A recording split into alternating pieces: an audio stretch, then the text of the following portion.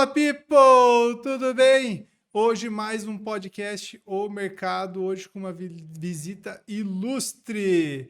Eu chamo de Maurício, mas é mais conhecido como Requião Filho, deputado estadual pelo Paraná, formado em Direito, advogado também? Advogado com OAB e tudo. Tá com OAB? OAB e tudo. Continuo pagando essa desgraça. Quanto que tá agora? Cara, a minha OAB é de Brasília, cara. É diferente, né? É de Brasília, não é? Eu até entrei na OAB aqui do Paraná, mas eu fiquei tão bravo com esses caras daqui que eu cancelei a inscrição do Paraná. Tá louco. Nascido em Curitiba e advogado, vamos bater um papo bem legal. Acho que o principal é conseguir ter talvez um debate que vai ir um pouquinho para a política, mas acho que vai ser bem saudável. É impossível você falar de mercado sem falar de política, né? Impossível, não tem como. Caminha junto, como. né? Não tem como. Queria saber antes, que eu acho que é uma curiosidade, como que foi a tua infância, né? Teu pai é governador de estado, desde muito novo na política. Como que foi crescer no meio do poder? Assim, tem alguma... Às vezes você não tinha noção, às vezes, das pessoas que frequentavam a tua casa, ou quem teu pai era, Cara, né, aquele fluxo. o meu pai, quando eu nasci em 79. Uhum. 82, o Requião vira deputado estadual. 85, prefeito. 90, governador. Ele continua morando na mesma casa que ele mora até hoje. Então ele manteve assim a gente com o pé no chão. Uhum. Aí depois, no segundo mandato dele, em 2002, ele foi daí para a residência oficial. Mas eu estava morando em Brasília, eu não estava morando aqui. Uhum. Então, tem algumas diferenças? Tem, era o bullying na escola, a cobrança da imagem, o envolvimento com a política por uma criança, assim, não é algo tão simples, né? Essa exposição. A gente sempre teve muito pé no chão, moramos na mesma casa, sem muita frescagem, não. Mas quando que você percebeu? Você falou, uau, meu pai, ele tem Cara, talvez cargo... 90, porque daí eu já participei mais meninão, assim, mas já estava na campanha, viajando junto. Era uma época que fazer política era muito bom, porque uma campanha durava quase um ano. Uau. Você tinha tempo de viajar, de conhecer. Então eu conheci o Paraná inteiro, né? Tinha um ônibus das mulheres que viajava com a minha mãe, acompanhava meu pai. Então, assim, acho que em 90 foi quando a gente conseguiu entender mais o que era. Assim, quando ele estava na prefeitura, era um pouco novo demais para ter essa concepção. E era saudável a política nessa época ou não? Quando Eu falo saudável, assim, tipo, hoje talvez pelas mídias sociais, aumentou talvez a cobrança e o nível que as pessoas se escondem atrás de um personagem, um avatar e tal. Na verdade, hoje a política tem muito personagem e muita fake news. Uhum. Mas naquela época as pessoas não tinham tanto ódio à política. Sim. Então, as pessoas viviam mais isso, participavam mais da política ativamente. Hoje em dia, criou-se esse preconceito que política não é uma coisa boa, política não se discute. E daí, no final, vira tudo dogma e ninguém entende do que está falando. Então, eu acho que a política ela era mais entendida naquela época. Hoje em dia, a política está um pouco rasa demais, na minha opinião. Eu tenho a percepção de que anteriormente o político ele tinha um status. Hoje esse status ele é como quase um serviçal, assim, sabe? Então, tipo, há um nível, Mas não tem aquele respeito. Mas é né? um pouco culpa da classe política, né? A classe política, ela se coloca numa posição de distribuir dentadura, de pagar conta de gás, de comprar voto, de fazer discursos levianos. Então, a classe política se coloca num patamar abaixo, assim, né? Não estou dizendo que é uma elite, mas a classe política não se dá o respeito. Sim. Então, a população já não acompanha de perto. Quando vai acompanhar, tem um cara com problemas, com déficit de cognição severo, fazendo um discurso idiota, e assim o cara fala, é isso aqui que me representa no Congresso, na Assembleia, nas câmaras. Então, assim, causa uma decepção. As pessoas não acompanham política. Quando vão acompanhar, vê que tá uma bagunça. Aí o cara afasta de novo. E quando o cara afasta, ele permite que essas pessoas continuem, né? Evoluindo na política e os personagens acabam sendo vendidos. Político, de certa maneira, hoje é um produto criado por uma boa empresa de marketing que decora discursos e vai lá, botar aquele discurso na prateleira. Sim. E como as pessoas não acompanham, acabam comprando. E quando jovem não tinha muito pedido de favor, algo assim? Ah, pede pro teu pai me ajudar. Cara, até Aquela tinha, carteirada jovem também, né? mas o problema é que se eu pedisse alguma coisa, aí não saía de vez. É mesmo? Era bem profissional em casa. Se eu pedisse alguma coisa, aí não saía nada de vez. Justamente para não ter esse envolvimento, para não criar essa facilidade. Né? Porque senão as pessoas acabam te usando. Né? Sim. Porque o jovem, ele é, trampolim, né? por essência, mais inocente. Né? Acaba... Então, se eu pedisse, se eu interferisse em alguma coisa, a resposta era não. E como que foi a trajetória? Tu fez direito em Brasília e sempre quis vir para a carreira política? Eu tinha ou certeza que eu não seria político. É mesmo? Se você perguntar para minha mulher, que ela me conheceu na faculdade, ela fala assim, mas você prometeu para mim que não ia ser. Eu fui para Brasília com 15 anos, terminei o 2º grau lá, fiz faculdade lá, fui trabalhar no escritório, abri o meu escritório de advocacia, e aí, por causa de uma briga interna partidária, eu sempre participei das eleições, sempre fiz campanha. E daí, em 2012, reeleição do Beto Richa. Foi. Não, foi em 2008. 2008. Não, foi 2012. Começou a discussão para eleição do Beto, para reeleição do Beto. Se o partido iria ou não apoiar o Beto Richa, se o PMDB, que era o nosso partido, teria candidatura própria. Eu venho fazer política partidária no Paraná, né, pedindo para o partido, colocando o partido, dizendo que era um absurdo apoiar o Beto, que não era as bandeiras, não eram as nossas bandeiras, a nossa ideologia, e alguns deputados lá tentando vender o partido, negociar apoio. Disso, eu acabo me envolvendo de vez na política e saio para deputado estadual. Foi no automático? Com 35 anos, 34 anos de idade. Mas isso não foi uma programação? Foi, não, assim, eu não vim para cá fazer, por uma vou para o Paraná insatisfação. ser deputado estadual. Não, eu vim fazer a política partidária e desse trabalho, né, voltei para cá, comecei a me enfiar nisso aí e daí colocaram o meu nome para deputado estadual. Inclusive os deputados da época foram pedir para o meu pai para proibir que eu fosse candidato. E o teu pai, ele apoiava ou ele deixou em aberto? Ah, faz se quiser. Olha, foi uma briga interna, porque eu falei para ele, se você não me apoiar, eu vou ser de qualquer jeito agora, porque já estou aqui, já me enfiei. Ele não queria? Não, mas veja, os nossos companheiros, nossos amigos, eu falei, bom, problema deles. Mas olhando assim, o PMDB, hoje é MDB, né? Mas o PMDB, ele sempre conseguiu ir para os dois lados, né? Eu vejo que... Nacionalmente é um partido... de centro que... versátil. Que ele caminha conforme a dança das cadeiras. Aqui no Paraná, não. Eu acho muito por influência do teu pai, Paraná talvez. Tinha um MDB diferenciado, posicionado, muito firme e muito claro qual era o posicionamento. E muitas vezes em conflito com o posicionamento do Nacional. E era um pouco do Requião isso, né? Do estilo Requião de fazer política. Quando o Requião se afasta, o MDB daqui vira um MDB nacional. Um partido que é governo, não importa quem seja o governo, direita, esquerda, centro, imperialismo... Qualquer coisa, não o MDB não tem uma ideologia clara, né? Uhum. Porque o MDB ele foi criado no Brasil, né, no movimento democrático brasileiro, contra a ditadura. E nesse movimento de ser contra a ditadura, entraram muitas pessoas que eram contra a ditadura e não necessariamente a favor das mesmas coisas.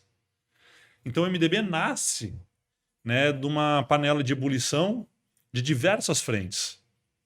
Derrota-se a ditadura, e o partido sofre, então, para encontrar, né, dentro do espectro democrático da política, qual seria o seu rumo.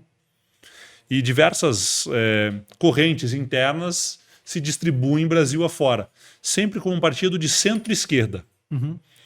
E daí, já quando começa essa história do impeachment da Dilma, 2014, o MDB tende mais ao centro e à direita por um discurso oportunista, não necessariamente por um apoio da base ou crença da base, mas um discurso mais oportunista por parte da cúpula partidária.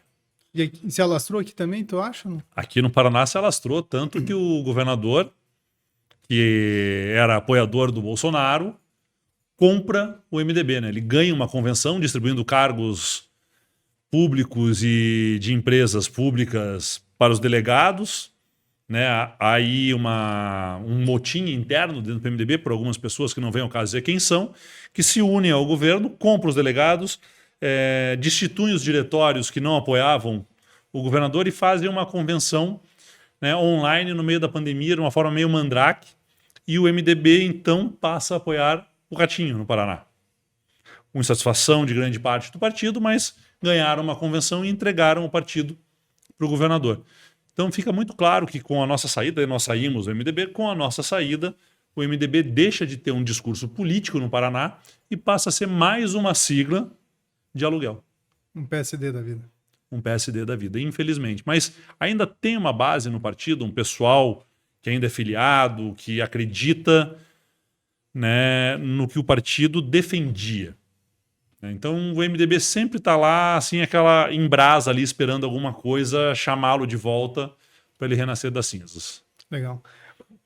Olhando a saída de vocês, foi em 2018? Saída foi agora na 18, última. né? Isso. Vocês saindo, indo para um outro partido que vinha sofrendo muito com uma rejeição nacional. Uma rejeição enorme aqui no Paraná, inclusive. No Paraná mais ainda, né? O berço aqui talvez da Lava Jato. Da Lava Jato. Como que foi essa decisão e talvez conseguir enfrentar talvez toda essa rejeição e talvez não colocar a carreira política em risco, mas sofrer com isso ao longo do tempo para vir para um partido com um desgaste tão grande? Porque era um objetivo maior, não era ir para o PT, era derrotar o bolsonarismo. Uhum. Né? Não vou nem colocar aqui palavras como fascismo, ultradireita, mas essa ideia do lavajatismo, do bolsonarismo, que é um discurso muito palatável, mas uma realidade muito amarga para a população brasileira. Né? Então, o nosso objetivo era estar contra, aqui no Paraná, o Ratinho, pelo seu estilo de governo, de privatização, de entrega, de falta de compromisso com o futuro, e contra o bolsonarismo. O partido que se colocou contra isso no Paraná de forma aberta e disse assim, ó, venham para cá que aqui vocês vão poder continuar sendo vocês, mantendo o discurso de vocês, o mesmo estilo, foi o PT. Os outros partidos tinham alguns senões. Vem para cá, mas veja bem, vamos ver e tal. Daí o PT nos vendeu essa ideia de que nós somos contra o rato, somos contra o Bolsonaro, e aqui vocês vão ter o espaço de vocês para fazer essa política que vocês vêm fazendo há décadas dentro do MDB. Mas quando tu chegou, era terra arrasada, começar desde o zero, ou já tinha uma base que vocês puderam Não, trabalhar? o PT é um partido que tem base. Uhum. Né? É um partido organizado no Brasil todo.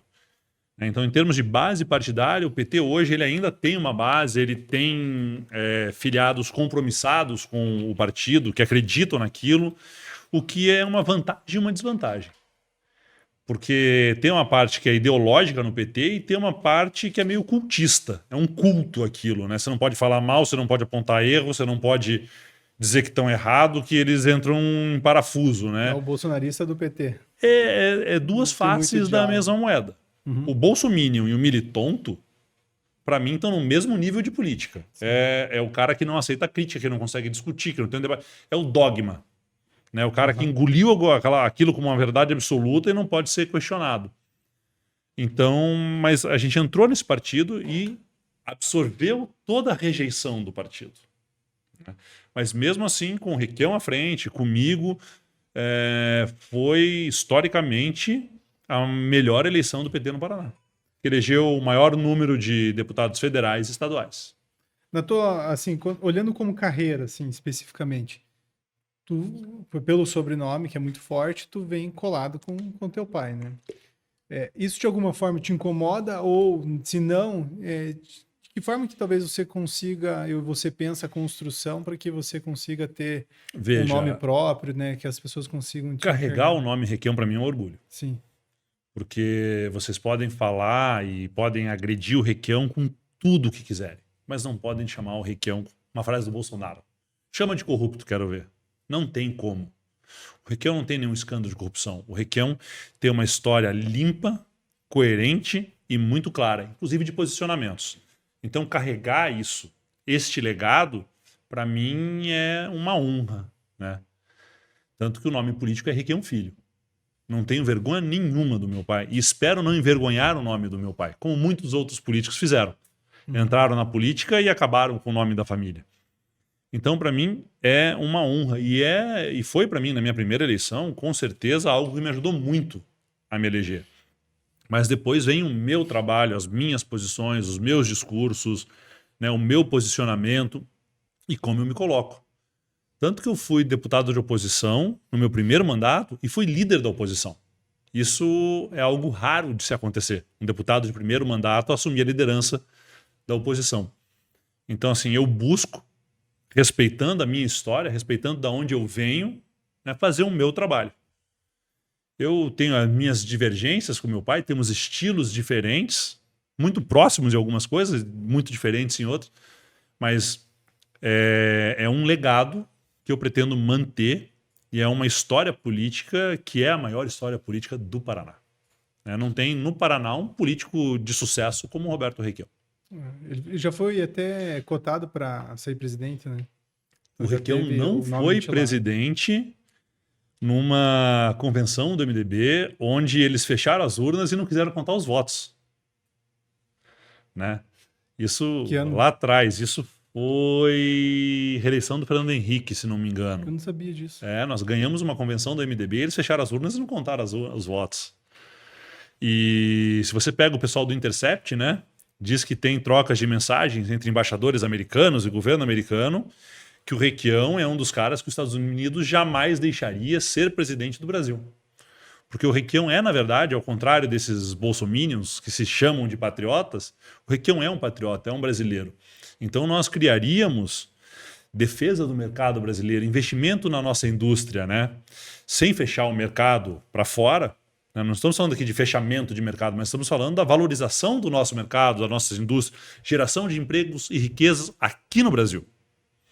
Então os americanos viam e veem o Requião até hoje como um obstáculo, né, ao plano deles de transformar o nosso país numa fazenda de criptomoedas ou de commodities. Sim. Para encerrar o assunto ali do Requião, teve aquele caso que ele comeu mamona. Vocês tiraram o sarro dele em casa ou não? Com certeza. E porque ele entendeu que era algum petisco, assim, e confundiu? Ele estava tendo uma conversa lá com o Lula lá sobre mamona, sobre castor oil, sobre umas coisas. Ele foi fazer uma brincadeira lá com o Lula bem na hora que o pessoal abriu a porta para a imprensa entrar. Aí aquela história, já foi, aconteceu. Não... Certas coisas a gente não explica, né? É verdade. Nós estamos passando agora pela possibilidade da liberação da maconha, que talvez seja o início, o uso recreativo da maconha, né? Que talvez seja o início para a liberação, talvez, e descriminalização do uso de drogas. Nós temos um problema sério nessa discussão, porque ela passa em duas etapas. Uma, nós temos a maconha medicinal, que não é necessariamente a maconha para ficar doidão. São remédios à base de canabidiol que ajudam no tratamento de crianças autistas, de epilepsia. É um remédio, assim como nós temos diversos opioides que são utilizados até hoje. Alguns fundamentalistas, alguns direitistas, naquela história do dogma, né, misturam isso tudo numa mesma discussão. São coisas completamente diferentes. A legalização da maconha medicinal e a maconha recreativa. A maconha recreativa nos Estados Unidos tem gerado bilhões em arrecadação de impostos. Mas, ao mesmo tempo, ela gera aí problemas de saúde social que devem ser levados em conta. Então, se a gente utilizar a desculpa da arrecadação de imposto apenas como vamos liberar a maconha porque nós vamos arrecadar mais impostos. Então, vamos liberar a cocaína também. Vamos liberar a heroína, vamos liberar qualquer coisa. A gente agora vende tudo na farmácia e arrecada imposto. A gente tem que entender qual é o problema da saúde social. Então, eu não vejo na maconha recreativa essa inocência toda que vendem. Nós temos aí problemas que ela pode desencadear esquizofrenia, ela pode abrir a porta para as outras drogas, mas em contrapartida vamos falar do álcool, então, que também desenvolve várias doenças. Desenvolve várias doenças. O cigarro, o álcool, eles matam, o álcool leva a outras drogas também, né? e causa acidentes enormes no trânsito, nós temos o alcoolismo. Então a gente tem que buscar entender isso como uma questão social no todo. Só no imposto? Não resolve. Só na religião? Não resolve. Só na saúde pública? Não resolve. A gente tem que procurar entender melhor isso. A desculpa é que nós perdemos a luta contra as drogas e que a maconha seria a droga mais consumida e a de menor potencial ofensivo. E que você legalizando ela, a gente quebraria a perna do tráfico. Mas eu tenho 2 filhos de 8 anos de idade. E aí? Como é que eu fico como pai? Então eu acho que é uma discussão que a gente tem que dar uma olhada como é que está acontecendo isso lá nos Estados Unidos. Ver o que melhorou e o que piorou. A lei seca nos Estados Unidos criou a máfia. Depois teve que ser liberada, mas a máfia já estava colocada, daí trabalhando com tráfico de drogas. Crime organizado, né? Crime organizado. Então a gente tem que buscar. Será que a gente resolve um problema? Ou vai ficar que nem aqueles remédios? Você toma um remédio para curar uma coisa e toma um remédio para curar o efeito colateral daquele remédio e vira um ciclo. Eu acho que é algo que a gente precisa olhar os outros países grandes, né? E entender. Porque, mas o Uruguai é do tamanho de Curitiba, populacionalmente. Então são realidades diferentes. Vamos ver a realidade americana, vamos ver a realidade desses países, estudar, aprender com os erros deles, ver o que deu certo, o que deu errado, e aí a gente pode partir para uma discussão séria. Agora, se a discussão for na base do fundamentalismo religioso, ela não dá certo. Se a discussão for só em arrecadação de imposto, também não dá certo. São hipérboles, né, que fazem sentido de um lado e de outro, mas que não discutem o real problema da liberação da maconha. Eu sempre tive uma opinião clara da liberação que ela seria muito benéfica, porque nós poderíamos ter um controle melhor, né? Só que num segundo momento, é o que tu fala, né? Nós que temos filhos, nós ficamos pensando, com a liberação ele acaba popularizando o uso recreativo e que deve aumentar a esquizofrenia, o uso de outras drogas e assim por diante. Mas a gente liberou o cigarro. Pois é, e daí tivemos que fazer uma campanha durante décadas para proibir em alguns locais. Para proibir o consumo aberto, para proibir a propaganda. Você já imaginou? Mas uma propaganda de maconha na Globo, no meio da novela? Sim, mas chegou num ponto que eu acho ideal, assim. Tu falou que tem que dar uma estudada, mas não deixou claramente assim, um posicionamento. Eu tenho uma ideia de que a liberação ela acaba sendo necessária, mas por outro lado, não incentivar o consumo dela mais acho que necessário. Então, não pode utilizar na rua, né? Não pode ter trafegar com mas número a gente X. não, O que tu a acha? gente não consegue nem a guerra dos vape. Vape todo mundo fuma, né? Todo mundo fuma e vendem para adolescente dentro do Pátio Patel. Uhum. Então, assim, a gente desorganiza o crime, coloca a maconha, teria um controle de qualidade? Não vai ter, né? Então, eu realmente, sobre a liberação da maconha, como pai, eu digo não. Porque pode incentivar. Como gestor público, quais são as benesses e quais são os prós e os contras como endemia, né?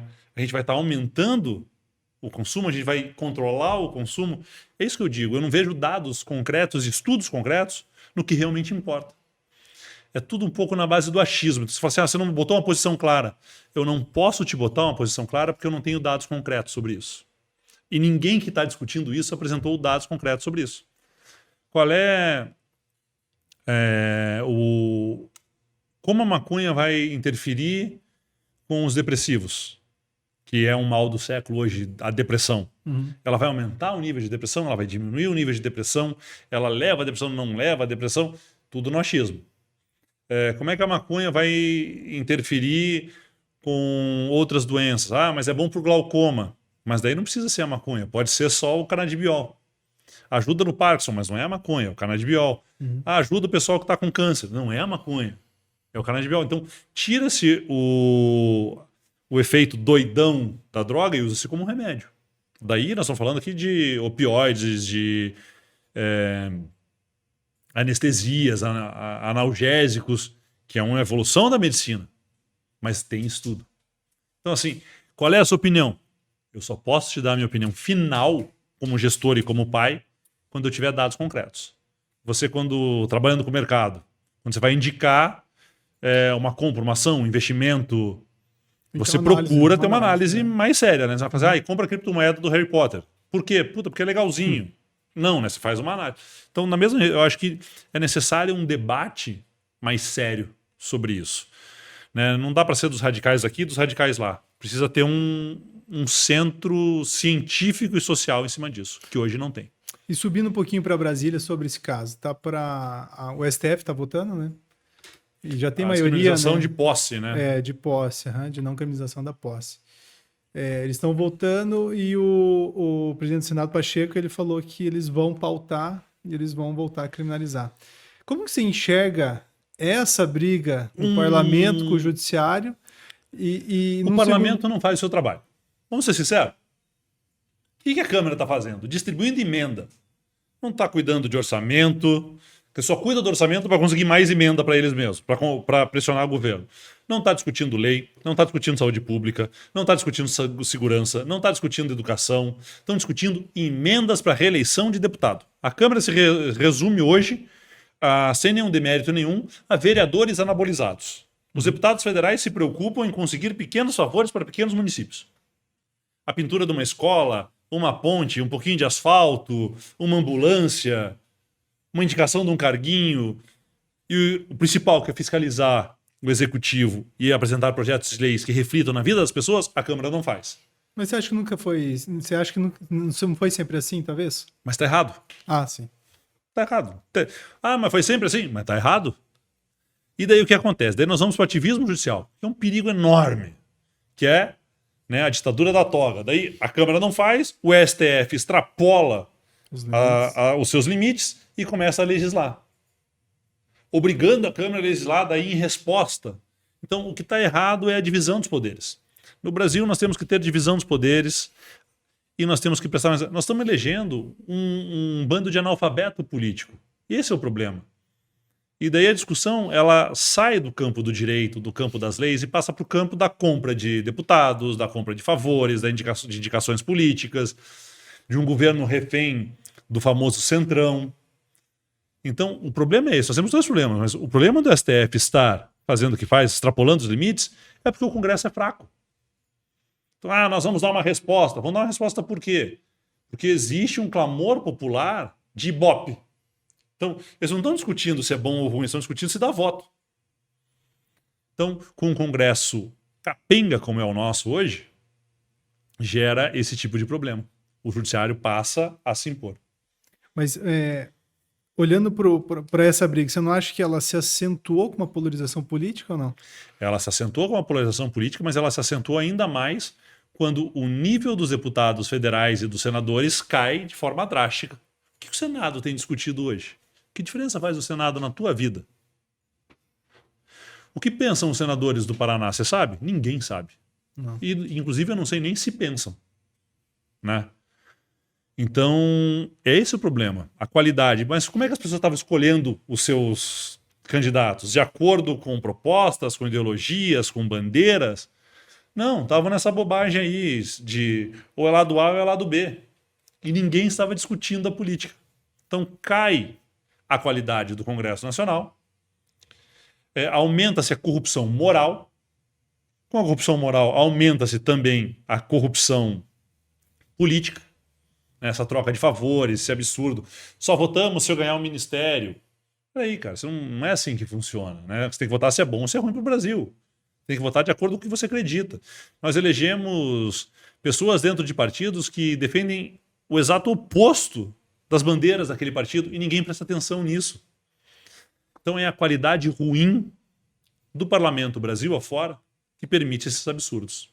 Olhando para a eleição do ano passado, o que ela representou, talvez tenha sido um marco assim para o Brasil, né? De uma eleição totalmente polarizada. Uma eleição polarizada, uma eleição sem discussão política. Sem discussão política, sem discussão de ideias, né? Quem votou no Lula votou para não votar no Bolsonaro. Quem votou no Bolsonaro votou para não votar no Lula. Não teve um porquê. Então, eu tenho essa teoria, porque se puxar 6, 7 anos atrás, o Lula ele tinha praticamente sido aposentado compulsoriamente a carreira política.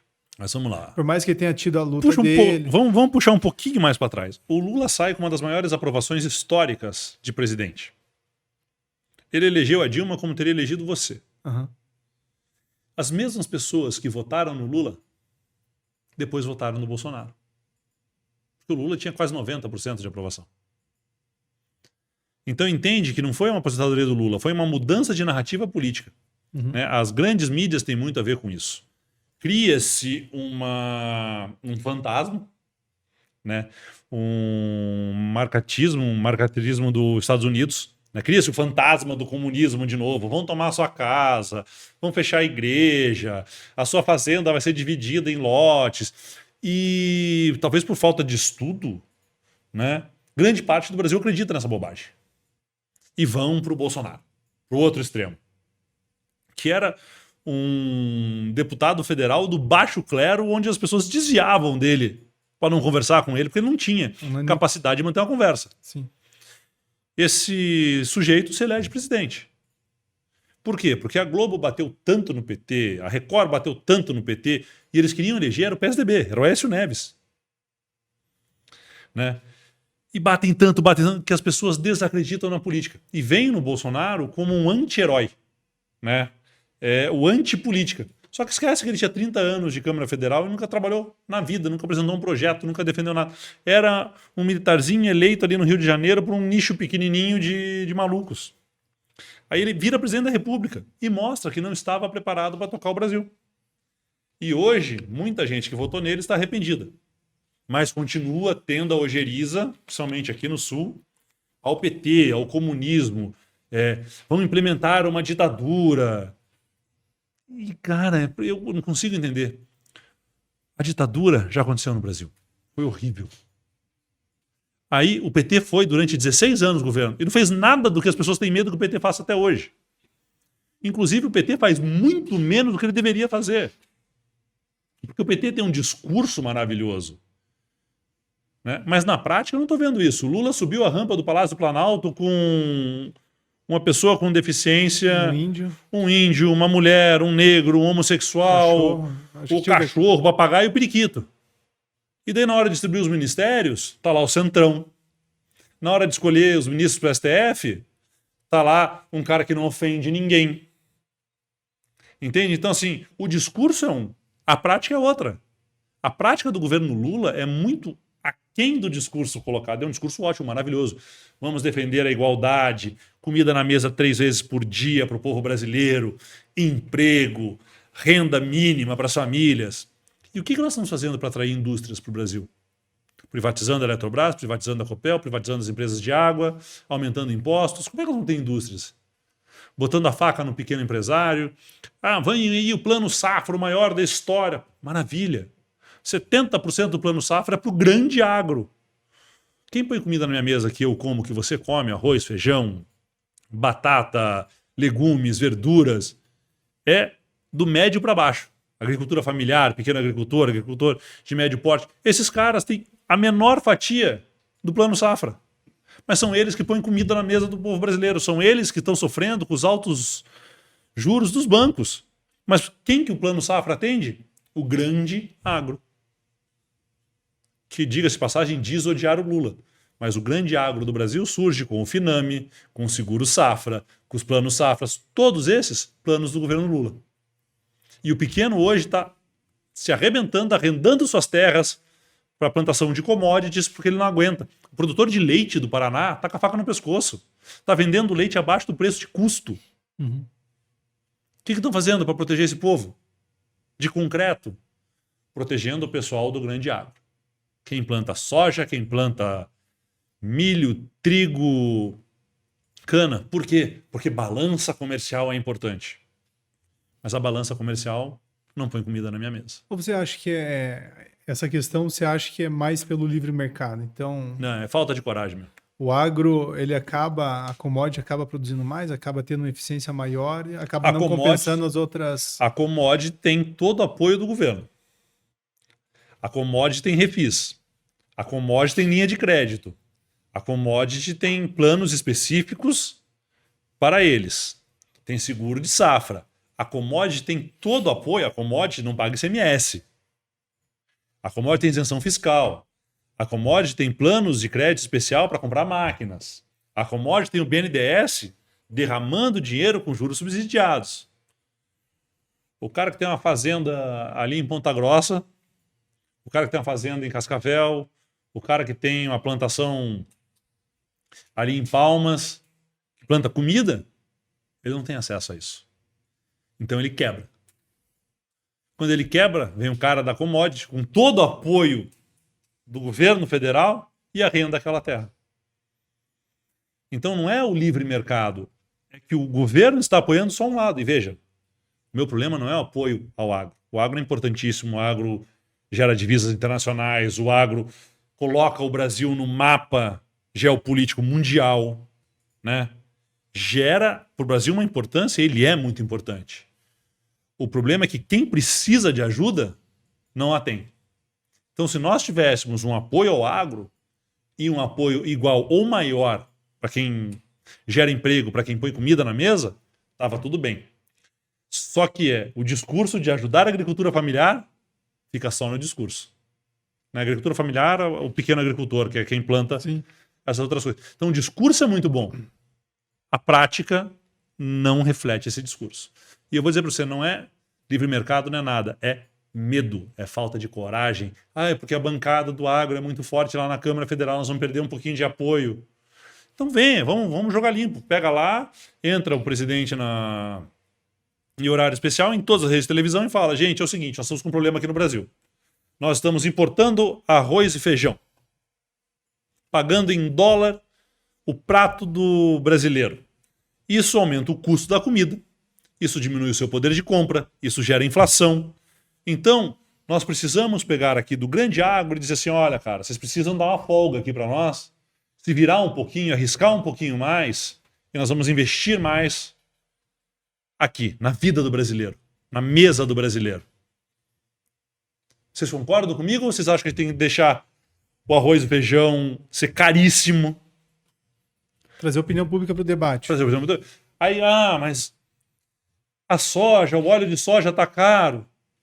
Cara, a gente deixou de ter reservas de mercado com o Bolsonaro. A gente sempre teve reserva de mercado para controlar o preço no Brasil. Porque senão os caras vendem tudo em dólar para fora e a vida do brasileiro fica muito cara. Nós deixamos os frigoríficos congelar carne, que era uma coisa que não acontecia. Os frigoríficos hoje têm as suas próprias fazendas. Então, se a carne está ficando muito cara para eles, para exportação, eles param de comprar dos pecuaristas e mandam deles. E daí congelam. E não vende no mercado até o preço subir de volta. Então a dona Maria, o seu João, vai pagar R$190 o quilo de picanha. Porque estão vendendo para fora, não tem mais a reserva do mercado e pode congelar. Então o problema é esse, é que o grande sempre tem apoio, sempre tem refis, sempre pode sonegar imposto que dá um jeitinho. O pequeno tá lá com o banco em cima, a receita em cima, e chicote, porrada, e é quem põe comida na nossa mesa. Então o que nós temos hoje? Mas a soja, nós exportamos a nossa soja, gera um baita lucro para o Brasil na balança. Legal, e daí você vai comprar o óleo, o soja estava R$14. Por que a gente exporta soja e importa óleo? Por que a gente não transforma a soja em óleo, não beneficia ela aqui dentro do Brasil? Por que nós não temos indústrias dentro do Brasil? Por que nós não temos uma política de industrialização para beneficiar a nossa soja? Então, nós plantamos soja, exportamos uma parte, ficamos com outra e beneficiamos essa soja no Brasil. Teremos indústrias, teremos empregos, teremos renda e carteiras assinadas. Mas daí o cara vai abrir uma indústria para fazer óleo de soja. Aí nós não temos incentivo fiscal, nós temos água cara, luz cara, imposto em cima dos caras estourando. Você vai falar, o problema é o trabalhista. Cortaram metade dos direitos trabalhistas do Brasil. O que aconteceu? Eu e você, se a gente abrir uma pequena loja, se a gente abrir uma pequena empresa, para nós não vale. Vale para a Volkswagen. Vale para a JBS. Vale para quem tem 5, 10, 20 mil funcionários. Quem tem 2, 3, 4, 5, que são as pequenas empresas, que geram 70% dos empregos do Brasil, não se beneficiou. E o salário continua caro. Então, vamos falar de uma reforma trabalhista? Vamos criar incentivos para o pequeno empresário, para o microempresário, para o médio empresário. A multinacional vem para cá, vai pagar salário. Por que não? Então, o nosso problema é um governo que tem um discurso maravilhoso e uma prática diferente, E o governo anterior era um discurso horrível, né, contra o trabalhador, contra o brasileiro, travestido de discurso patriota. E convenceu muita gente disso. O problema no Brasil é o custo trabalhista. Concordo, pesa para o pequeno empresário. Mas com a reforma que o Temer fez antes do Bolsonaro, a Renault paga o que ela quer. A Bosch paga o que ela quer. Se não fosse os malditos sindicatos, os caras estavam trabalhando com um salário de fome nessas empresas hoje. Já tinham demitido muita gente. Então isso não é livre mercado. Isso é um massacre da nossa economia. Como que tu enxerga o cenário com Bolsonaro provavelmente fora, né? Que ele foi declarado, ele está inelegível, e com a incógnita que é talvez o governo Lula, o que ele representa, e também até a idade avançada do Lula para 2026. Sei que está cedo, então nós estamos com 9, 10 meses de governo Lula.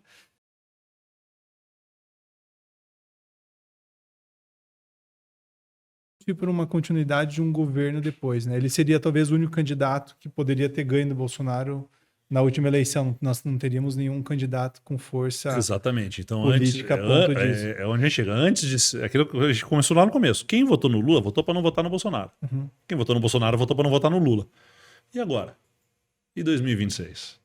E aqui no Paraná? Próximo governador. Que tipo de Paraná nós queremos? Que tipo de Brasil nós queremos? Que tipo de economia nós queremos? Uma economia que trabalhe só para os muito ricos? Ou uma economia que gere para a classe média e para a classe trabalhadora uma chance de ascensão? Porque a classe média no Brasil ela acha que é rica, mas está lá atolada de boleto, né? Está andando de HB20 parcelado em 48 vezes. É que mais paga imposto, né? É que mais paga imposto. O trabalhador está ferrado, está desempregado, né? Empresas estão falindo no Brasil como nunca faliram antes, e num tempo menor ainda de abertura, né? Porque sempre teve um percentual que falia com 1 ano e 2, esse tempo tem diminuído. Por quê? Imposto demais. É o Estado com a faca no pescoço dos pequenos.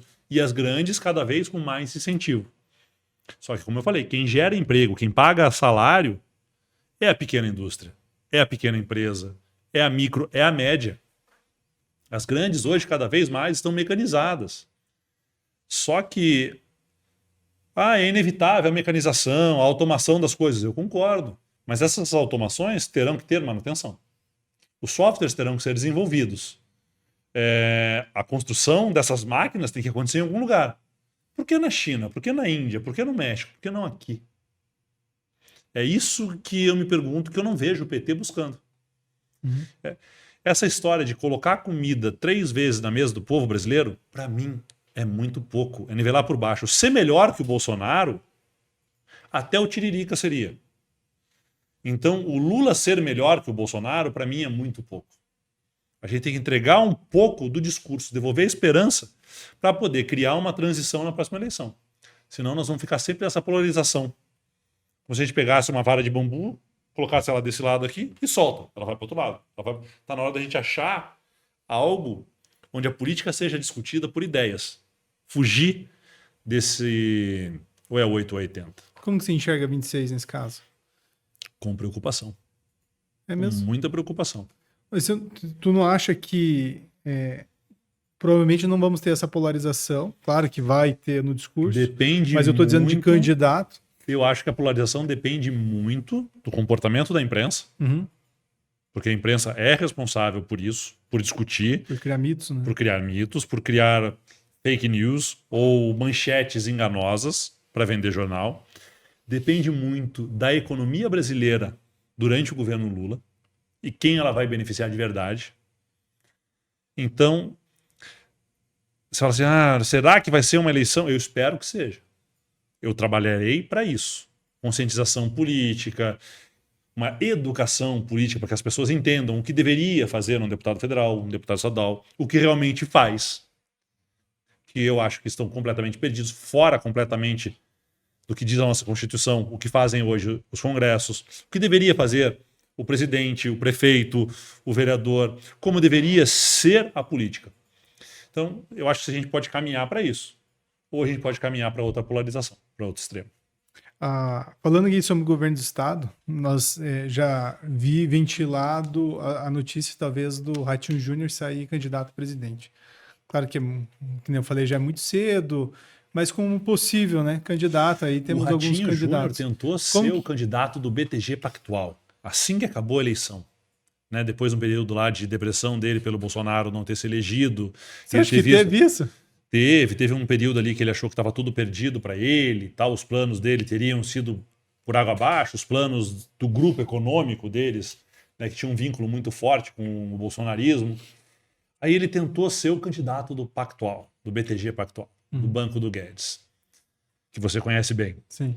E daí foram levar ele para dar palestras Brasil afora. Né, ia para um ciclo de palestras que ele ia apresentar como a grande esperança do Brasil, o governador. Acho que ele fez uma ou duas. Porque a palestra ele decora bem. Mas se você abrir uma pergunta depois, lascou-se. O Juninho não sabe ler um orçamento. O governador do Paraná hoje não tem ideia de como funciona a economia paranaense. Ele decora. Tanto que ele não faz podcasts, ele não dá entrevista sem pauta, eles escolhem as perguntas que o governador vai responder. Porque se você apertar ali, espana. Mas só fazer um parênteses, comparando com o presidente Lula, que sabemos que ele é muito hábil politicamente, mas no conhecimento ali, na ponta, ele não possui tanto. Tu não acha que um grande líder. Eu vou dizer para você que isso é uma concepção errada. Você acha que é uma falácia? É uma falácia. O Lula, apesar de eu ter uma crítica da diferença entre o discurso e a prática dele, ele entende de orçamento, ele entende de política, ele entende de economia. O Lula estudou muito. O Lula não tem o 2º grau completo, mas o Lula estudou muito, junto de uma preparação com uma parte da Igreja Católica que atendia ao PT, sobre economia, sobre política, sobre geopolítica. O Lula tem um conhecimento disso muito maior que o do Ratinho, por exemplo, que tem o 2º grau completo. Né? E um diploma ele é formado. Universitário, acho que ele tem, né? Não sei como é que é aquele diploma. Acho que é administração pública, algo assim. Não sei, acho que a administração pública deve ser só administração, porque a administração pública, ele não, na minha opinião, não entende nada. Mas o Lula tem um conhecimento. Mas vamos dizer que o Lula não é formado em economia. Tudo bem. A maioria dos analistas de mercado hoje são engenheiros. Não são formados em economia. Então a gente tem que entender, o Lula tem esse conhecimento. Mas eu faço a crítica. O discurso dele é muito bom. Mas ele não tá bom. O seu governo não está colocando em prática o seu discurso. Por quais motivos? Aí só o Lula pode explicar para você. Mas o Lula tem um conhecimento de política e geopolítica muito acentuado. Maior que a maioria das pessoas que o criticam. E eu sei disso porque eu moro em Curitiba. Eu já vi pessoas criticarem o Lula por posições ou por dizeres onde eles não estavam entendendo absolutamente nada do que estava acontecendo. Mas eles escutaram em algum grupo de WhatsApp, viram em alguma rede social e saem repetindo aquela asneira. Né? E uma mentira dita 1000 vezes se torna uma verdade. Sim. O problema do Lula não é a falta de conhecimento. Na minha opinião, hoje, o problema do Lula é a falta de colocar em prática este conhecimento. Mas olhando o Ratinho, tu acha que ele não tem força nenhuma, então, de pleitear na 26, algo... Ele seria, como um bom produto, um produto fácil de se vender. Tá? Você vai lá, põe um terninho nele, penteia o cabelo, faz um regime e diz o que ele tem que falar na frente da televisão e o que ele tem que falar num debate. Se você perceber a eleição do Ratinho, a primeira eleição do Ratinho, a segunda eleição do Ratinho, eu já falei isso para N vezes, pega os debates aos quais eles foram poucos. Mas pega os debates, as entrevistas, né, onde o Ratinho se colocou. Você verá que ele dá a mesma resposta, na mesma ordem, no mesmo tempo, com as mesmas palavras. Não foi algo que ele interiorizou, digeriu, compreendeu e colocou para fora. Foi algo que ele decorou. Então você perguntava para o Ratinho uma coisa que não estava no script, sobre industrialização. Ele falava a mesma resposta que ele falou sobre economia e geração de emprego, né? E assim, ele repetia. Então ele não respondia a sua pergunta. Ele respondia um discurso feito através de qualitativas, com muito dinheiro gasto em qualitativas e com muito esforço para ter decorado esse discurso. O Ratinho de improviso, de bate-pronto, num podcast, num bate-papo, numa entrevista sem amarras, ele é triturado por qualquer um. Falando sobre ele e sobre o governo dele especificamente, foi reeleito, né? Até com uma propaganda muito boa. E com um percentual alto até. Mas aqui no Paraná, se você fizer uma retrospectiva social-política, não foi o Ratinho que ganhou a eleição. Foi o PT que perdeu. Aqui nós tivemos votos anti-PT, não pró-Ratinho. Então foi o Bolsonaro que ganhou a eleição no Paraná. Então, e puxou o Ratinho. Mas para pensar, ele teve mais votos do que o Bolsonaro teve. Então ele foi um cara que puxou votos, né, se for pensar assim, até pelo Bolsonaro. Então o PT teve uma força, talvez não teve aquela unidade de conseguir, né, ter mas era o antipetismo aqui. Mas algumas pessoas, aquilo que eu te falei, os caras já tinham desacreditado do Bolsonaro. Né, já não acreditavam mais no cara negacionista, terra plana, né, com aqueles arroubos todos, mas eles ainda não votavam no Lula e não votavam no PT. Não votaram no Bolsonaro, votaram no Ratinho, mas não votavam de jeito nenhum na dita esquerda, digamos assim. Mas chegou num ponto assim, talvez a articulação que ele tem com a mídia, talvez o relacionamento que ele postou. A articulação que ele tem com a mídia é o responsável, talvez, porque eu lembro que quando o Jaime Lerner tentou privatizar a Copel, houve um grande debate. Até o bispo entrou nisso. E não levaram para frente, né? Acabou não sendo privatizado. Agora foi bem tranquilo. Foi bem tranquilo, porque... Se parar a pensar, foi só um ponto aqui. Eu vi que você foi uma voz mais... Mas você está falando da mídia forte. No Paraná, não é assim. Então, vamos lá. Vou pegar um exemplo. Federer. Secretário de Educação do Paraná durante 4 anos. Durante 4 anos, eu fiz denúncias de absurdos na Secretaria de Educação. Seja de compras, de currículo, de alteração de dados. 4 anos fazendo denúncia. Não saía uma linha. A RPC não dava, a RIC não dava, a CBN não dava. Todo mundo quieto. Porque não era interessante, porque eles estavam vinculados ao governo Ratinho através de verbas públicas. Federer foi para São Paulo. Fez em São Paulo o que fez aqui. Toda semana, na televisão paulista, no jornal paulista, tem uma denúncia, uma porrada no Federer, falando do quê? Das coisas que ele fez aqui no Paraná enquanto a imprensa estava calada. Eu denunciei a Lotopar. O governador comprou um software, criou uma loteria, colocou um cara dentro da secretaria para fazer uma licitação, criaram um software, N denúncias de corrupção, de sobrepreço, de problemas de licitação, de coisas imorais, de participação. Cara, eu fiz o discurso, eu fiz a denúncia, eu mandei para a imprensa inteira. Saiu em lugar nenhum. Os caras do UOL São Paulo, Folha de São Paulo, pegaram, destrincharam ainda mais, viram que eram doadores de campanha que tinham ganho isso aí, viram que tem assim diversas bandeiras vermelhas indicando corrupção, indicando direcionamento, indicando sobrepreço, estourou em São Paulo. Só depois que saiu na Folha e no UOL, a imprensa paranaense deu alguma coisa. Porque ia ficar ridículo para eles ficarem calados. Então o que nós temos aqui no Paraná é uma imprensa covarde, tá? Uma imprensa preguiçosa que não consegue ter uma vida que não seja através de financiamento público. Ah, você está falando mal dos jornalistas? Não. Porque os jornalistas viravam para mim e falavam, eu quero dar, eu quero fazer, eu quero colocar. É o editorial que não deixa. Os donos de televisão no Paraná, os donos de jornais do Paraná, são todos viciados em ganhar verba pública. E trabalha assim, ou você me dá verba ou eu falo mal de você. Como governador da verba, eles não falam mal. E olhando para a sucessão, ano que vem tem eleição em Curitiba, nome mais forte, que é o nome da posição, é o Pimentel. Estamos lascados. Então. O Pimentel está com 9% nas pesquisas. E que ele acaba sendo, talvez, não começou a eleição, vai ter muito dinheiro, vai ter muito investimento dele, Deve subir, mas ele deve ser talvez o nome também para 2026, sucessão de governador. Então eu já vi O Pimentelzinho é um cara... Já ouvi pessoas falando que quem votar no Pimentel tá votando no vice, porque o Pimentel tem, né, chance talvez... Olha, quem votar no Pimentel tá jogando o voto fora. O Pimentel não vai se eleger. O nome mais forte hoje para prefeito de Curitiba é o do Dallagnol, que tá inelegível. Tá inelegível, isso que eu ia comentar. O Dallagnol vai lançar provavelmente a sua esposa ou a esposa do Moro em Curitiba. A do Moro tá em São Paulo, né? Ela já fez pesquisas junto ao TSE, consultas, perguntando se ela poderia ser candidata aqui. Então, essa extrema-direita lavajatista Curitiba, hoje tem esses candidatos.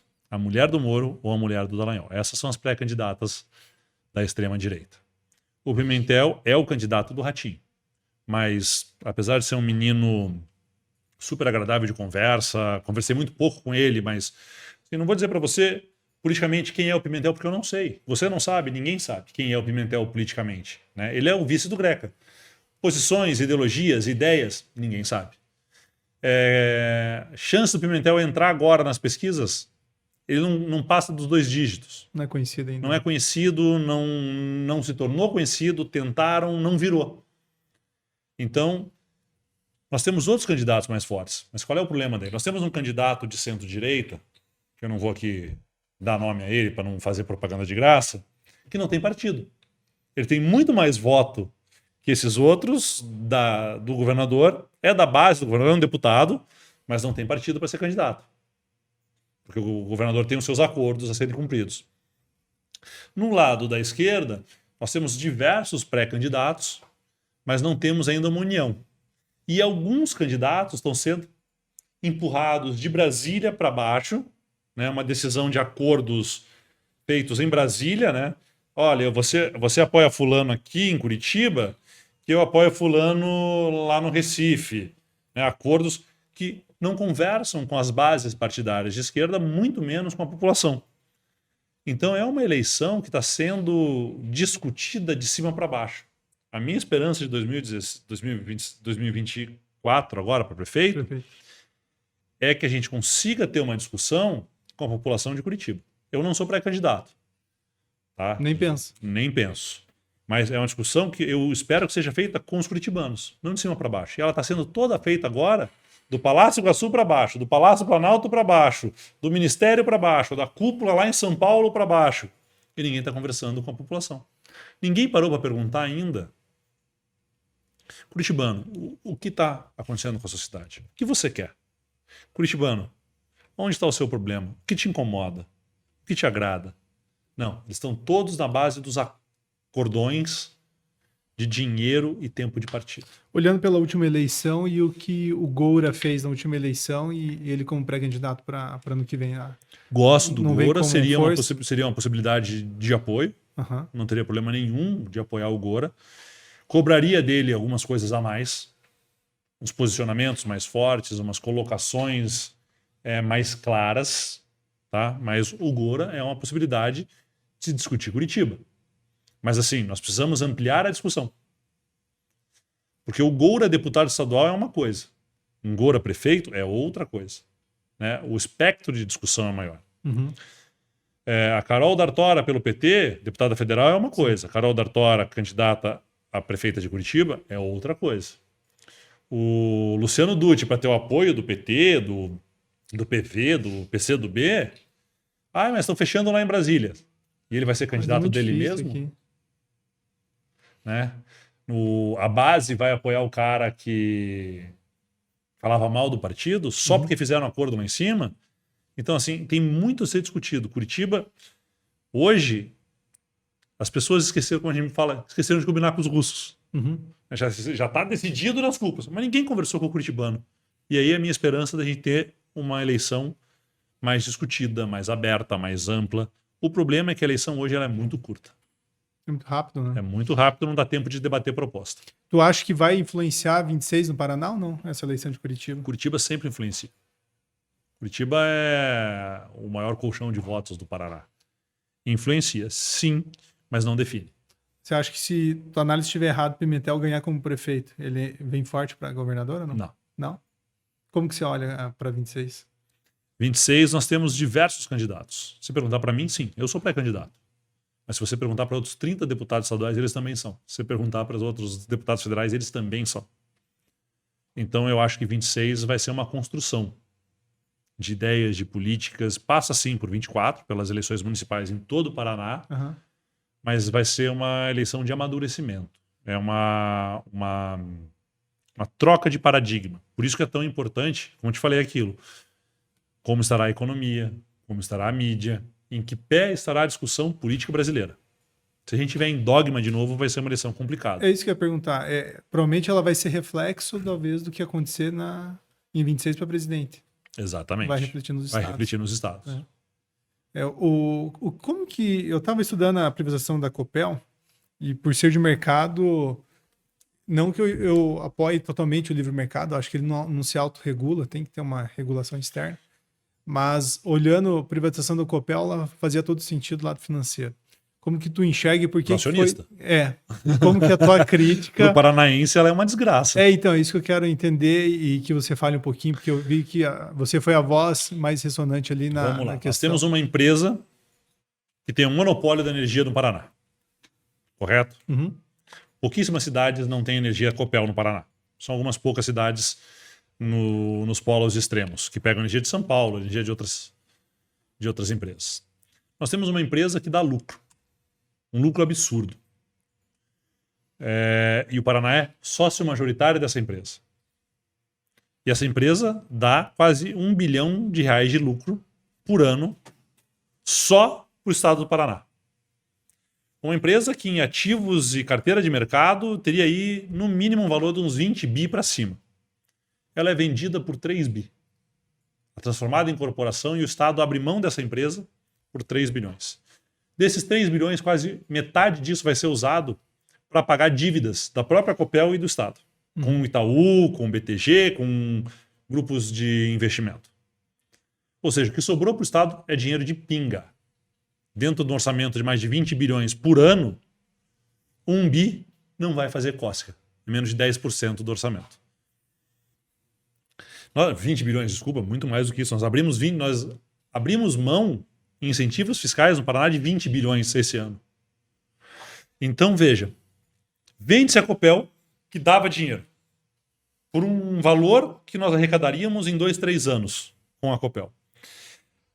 A Copel, baixando o custo da energia, mesmo dentro do mercado nacional, o preço nacional de energia total, né, dando descontos, diminuindo tarifas, não dando aumentos, ela atrai indústrias e empresas. Indústrias e empresas geram riquezas no estado do Paraná. Arrecadação de ICMS, carteiras assinadas, salários, gira a roda da economia. A Copel privatizada, o que ela vai fazer? Ela deixa de investir no Estado para aumentar o lucro dos acionistas. Ou seja, não teremos mais políticas de energia para atração de novos empregos, de novas indústrias e novas empresas. Energia sempre na tarifa máxima possível. Né? Isso já foi definido, inclusive, por Assembleia, dentro da Copel. Ou seja, a ANEEL fala, vocês podem aumentar a energia aí no Paraná entre 0% e 90%. Independente se precisa ou não, será 90%, sempre. Então, a conta mais cara para as indústrias e para as empresas. Falência de indústrias e empresas. A conta mais cara para a população paranaense. Perda de poder de compra, aumento de inflação e menos dinheiro na economia. E o dinheiro que vai para a Copel volta para a economia do Estado do Paraná? Não. Vai para os Lehman da vida, que quebraram Americanas dando um golpe. Vai para grupos americanos, chineses, às vezes até mesmo públicos, né, da Europa. Então esse dinheiro sai do Estado. E uma empresa que dava lucro, deixa de dar lucro. Nós vamos ter que pagar pelo serviço da empresa que era nossa, como Estado. O cara que comprou a Copel está rindo. Porque se eu e você fôssemos num banco internacional e virássemos por banco e falasse assim, olha, eu vou comprar uma empresa que dá um lucro de 5 bi por ano e vou pagar 3 bilhões dela. Você me faz um empréstimo? Os caras fazem empréstimo, faziam até juros subsidiados para nós dois. Nenhum mercado deixaria de comprar essa empresa. Porque ela é um monopólio que dá lucro. A diferença é que agora ela vai deixar de investir, ou seja, investimentos em trifásico, investimentos em pessoal, manutenção, ampliação de rede, novas hidrelétricas, investimento em energias renováveis, foi por água abaixo. O que nós teremos é uma empresa sugando a energia do Paraná e mandando dinheiro para o acionista. Para o acionista é ótimo. Para a indústria paranaense, para a empresa paranaense, para a família e para o estado do Paraná, é uma merda. No bom português. É como se você tivesse na sua renda familiar um imóvel. Tá? Você tem lá vários pequenos empreendimentos, indústrias, empresas, você está lá diversificando, aplicou um pouquinho aqui, um pouquinho ali, mas você tem um imóvel que está ali garantindo para você um aluguel. Tá? E esse imóvel é seu, é do seu irmão e da sua mãe. Ficou de herança da infeliz morte do seu pai. Só que esse imóvel dá para vocês uma renda de 40 mil reais por mês. Um galpão bom. E esse imóvel deve valer lá hoje, para dar 40 mil reais, vai estar valendo aí entre 6 milhões. Numa conta. Aí você pega e vende esse imóvel porque você quer ter dinheiro por 1,5 milhão. Em 3 anos você tinha essa renda. E você vendeu um troço de 6 milhões, que estaria valorizando, que estaria dando dinheiro para você, e você vende ele.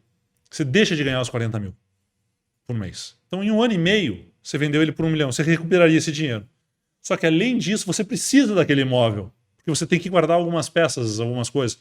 E você passa a alugar aquele imóvel por 10, 15 mil reais, um pedaço dele para você. Foi um bom negócio como investimento? Ótimo. Para quem? Para quem comprou, né? Claro. Para você foi você perdeu dinheiro.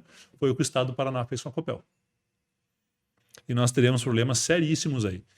O mundo vem reestatizando empresas de energia e água. E eu falo energia, não só energia elétrica. Termoelétricas, petróleo, o mundo vem reestatizando. Porque são empresas de extrema importância para a economia. Estratégicas.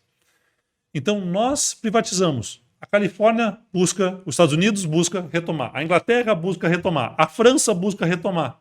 E nós estamos privatizando. Quer dizer, no mundo provou-se que a privatização de energias estratégicas e principalmente monopólios não funciona. Mas vamos privatizar os aeroportos, olha como ficou bom depois que privatizou, o banheiro está limpo. Não me interessa. Quem toca e quem aluga o shopping do aeroporto. Me interessa quem controla a aduana e o tráfego aéreo. Vamos privatizar a Copel para aumentar a nossa energia? Nós vamos privatizar um monopólio? Não tem livre mercado no mundo da energia. Não tem livre mercado onde tem monopólio. Não tem livre mercado na água. Ou você acha que nós privatizamos a Copel e amanhã eu e você vamos abrir uma nova empresa de energia e vamos começar a fazer linha? A linha é um absurdo de caro. Só quem faz investimentos desse porte, historicamente, no mundo, é o poder público. Então, daqui a pouco nós vamos estar construindo linhas, porque serão necessárias para atender o Paraná com dinheiro público. A Copel vai lá pegar dinheiro no BRDE.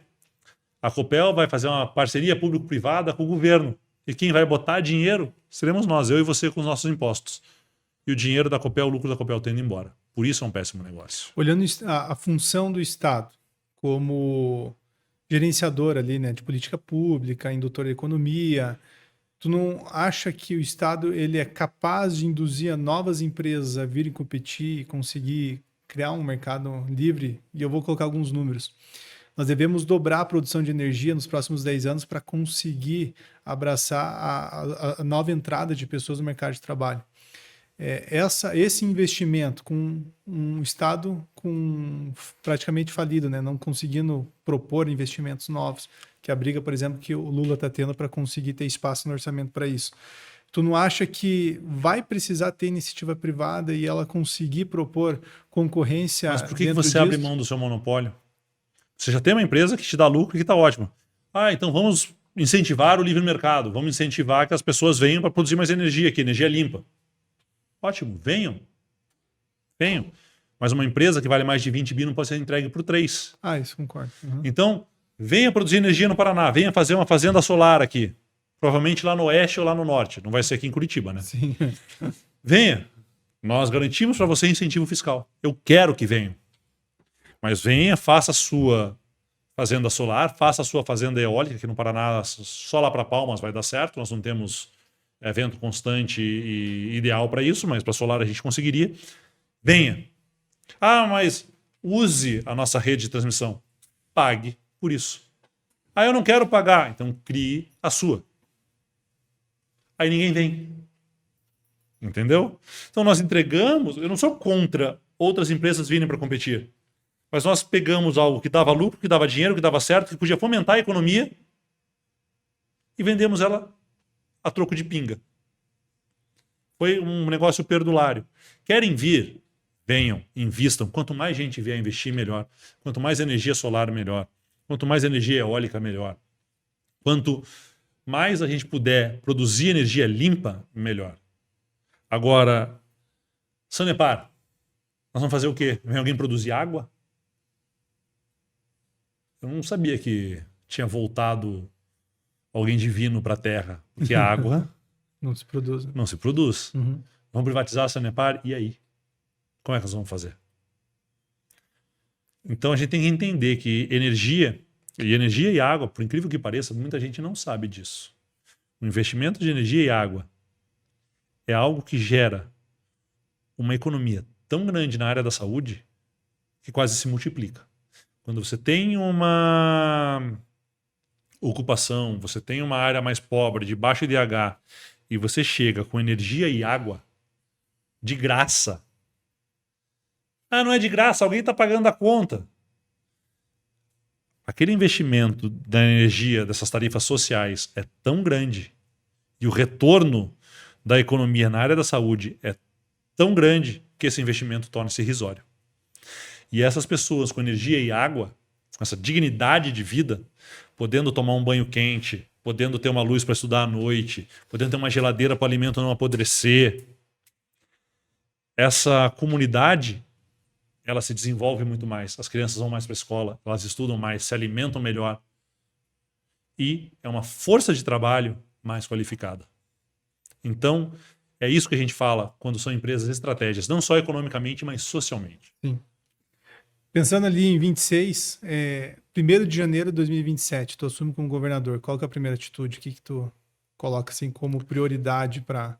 Prioridade é uma devassa nesses processos ilegais e imorais de privatização. É uma retomada do respeito ao funcionalismo público.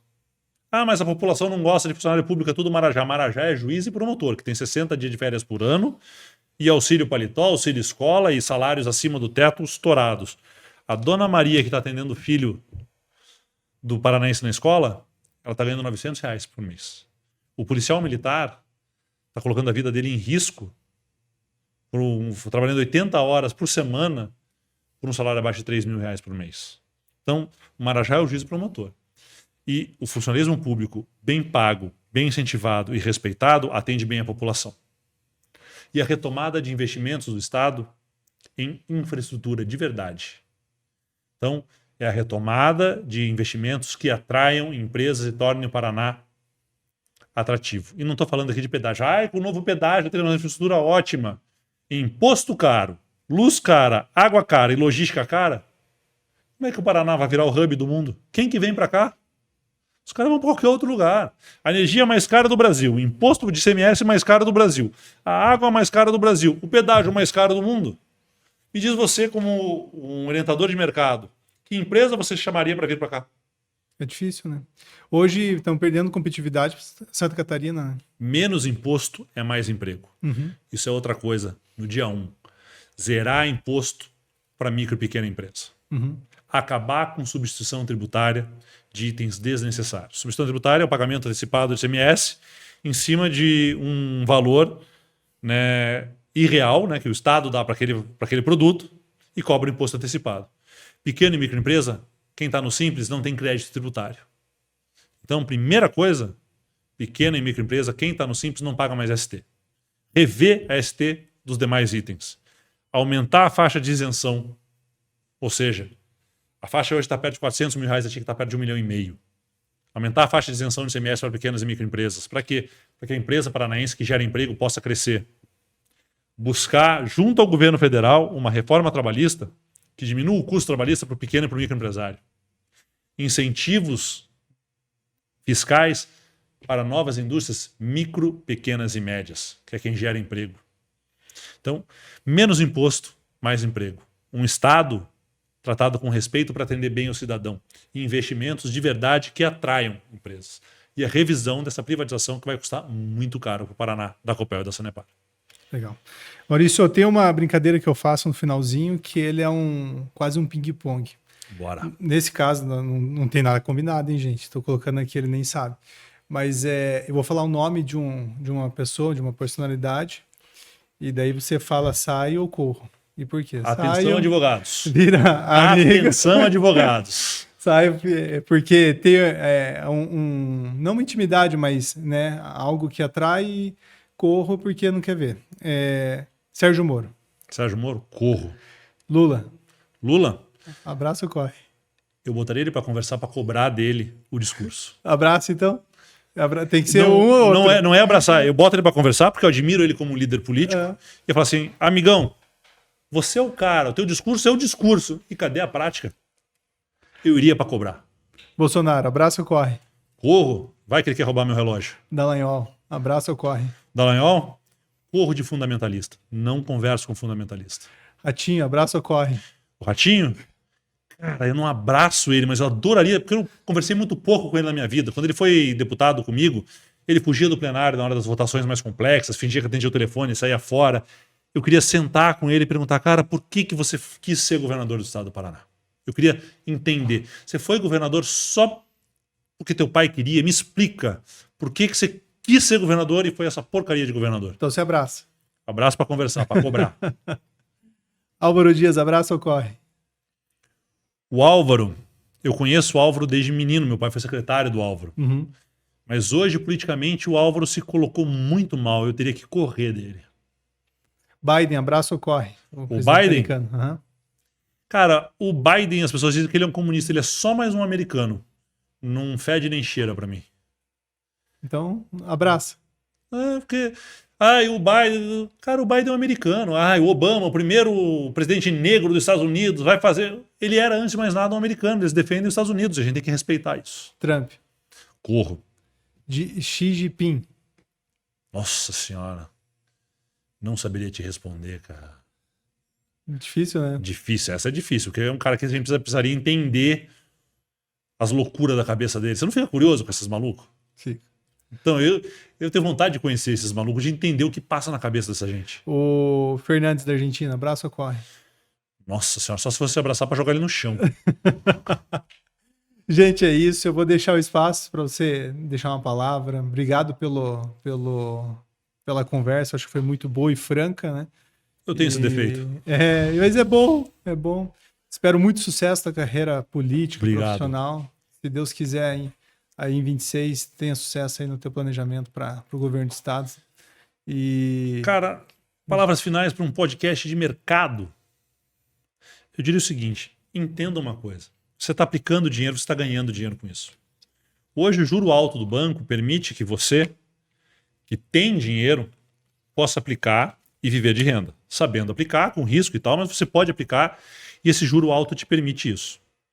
Mas esse juro alto, esse dinheiro aplicado, veja um pouco pelo social. E eu também tenho minhas aplicações, gosto disso, mas veja um pouquinho o lado social. Sabe aquela história de que você não pode estar bem se todo mundo estiver mal? Uhum. Então veja, essa facilidade de mercado, de aplicar dinheiro, em vez de investir ele numa empresa, numa indústria, arriscar ele é bom momentaneamente. Porque a longo prazo ele vai corroendo a sociedade como um todo. Porque ele não vai gerando empregos, ele não vai gerando renda. Você vai tendo uma casta que é quem tem dinheiro para aplicar e vive desse dinheiro aplicado, desse capital, mas esse capital não gera renda. E esse capital não gerando renda, ele gera fome. E a fome gera o desespero. Então você que está aplicando isso, que está trabalhando com isso, pensa um pouquinho na geração de emprego. Pensa um pouquinho na comida na mesa. Pensa um pouquinho na valorização da nossa moeda e do nosso país como o Brasil. Você não pode se dizer um patriota se você não se preocupa com isso. Uhum. Se você não se preocupa com o próximo. Social. Não adianta você ir para a igreja, não adianta você rezar, não adianta você ir para o culto, não adianta você botar coisinha fofa no Instagram, se a tua vida não reflete isso ao próximo. Né? Se você quer ganhar 150, 200 mil reais por mês numa aplicação, mas você acha um absurdo você ter que dar férias para a menina que te ajuda em casa, trabalhando, cuidando dos seus filhos, botando comida na sua mesa, limpando a sua casa. Então, eu entendo o mercado, ele é necessário, ele quase se autorregula. Onde a competição realmente é livre. Onde há monopólio e onde há oligopólios, não tem livre mercado. Tem a exploração. Então, acho que as pessoas precisam entender que a gente só vai estar bem como Brasil, como país, se o todo estiver bem. Você não vai estar seguro no batel se tiver gente passando fome lá no ganchinho. É verdade. Qual que são as mídias sociais? @RequiãoFilho no Instagram, RequiãoFilho no Facebook, @RequiãoFilho no TikTok, que tá meio parado, a gente tem que voltar a melhorar. RequiãoFilho no Twitter e www.requiãofilho.com.br. E tem YouTube, onde eu também tenho um podcast, né? Qual que é o nome do podcast? Papo Rec.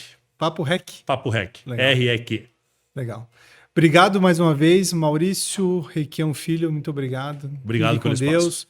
Nos vemos lá na frente. Não se esqueça de se inscrever, ativar o sininho. Bye!